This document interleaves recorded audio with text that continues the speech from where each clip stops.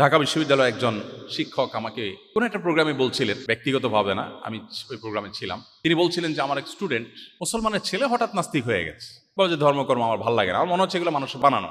তো ছেলেকে কিছু বোঝানোর চেষ্টা করলাম, কিন্তু সে খুবই অ্যারোগ্যান্ট, কোনোভাবে বোঝার চেষ্টা করলো না এবং সে নাস্তিক্যবাদের উপরে তার দিনাতিপাত করা শুরু করলো। হঠাৎ অনেকদিন পরে দেখলাম সে আবার নামাজ কালাম ধরছে। বললাম, কিরে বাবা, তুমি না নাস্তিক হয়ে গেছো? বলে, স্যার আবার আমি ইসলামে আসছি। বলে, ব্যাপার কি, কি বুঝে ইসলামে আসলা? তোমার এত বুঝালাম।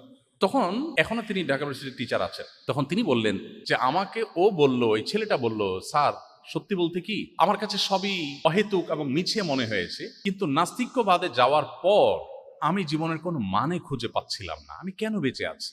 আমার জীবনের লক্ষ্য কি, উদ্দেশ্য কি? খেয়ে পরে বেঁচে থাকে, গরু ছাগল তো বেঁচে থাকে, তো আমার আর তার মধ্যে পার্থক্য কি? সেও মাটি হয়ে যাবো, আমি মাটি হয়ে যাবো, তো আমার আর তার মধ্যে ডিফারেন্সটা কোথায়? আর সবচেয়ে বড় কষ্টের জায়গা হলো স্যার, তার বক্তব্য, আমি কিছু কিছু সিচুয়েশনে এসে অনেক মনোবেদনায় ভুগি। একান্তে একটু কারোর সাথে কথা বলতে মন চায় একটু মন খুলে কারোর সাথে আলাপ করব, দুঃখের কথা কারোর সাথে শেয়ার করব, অনেক মন চায়। কিছু কথা আছে না ভাই, পৃথিবীর কারোর কাছে বলে শান্তি নেই, আছে না?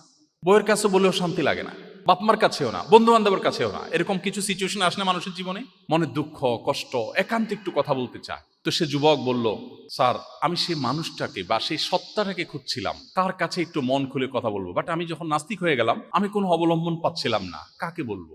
কোনো মানুষের কাছে বলে আমি শান্তি পাচ্ছিলাম না। আমি সেজন্য ইসলামে ফিরে আসলাম। এখন আমার কোনো দুঃখ, কোনো বেদনা যেটা কারোর সাথে শেয়ার করবার মতো না, সেটা আমি তাহাজ্জুদে দাঁড়িয়ে নামাজের সেজদায় গিয়ে বিড়বিড় করে মনের গভীর থেকে যখন আমার সৃষ্টিকর্তাকে স্মরণ করে আল্লাহর উদ্দেশ্যে নিবেদন করি, আল্লাহর সঙ্গে কথা বলি, আমি খুব প্রশান্তি অনুভব করি, আমি খুব শান্তি পাই।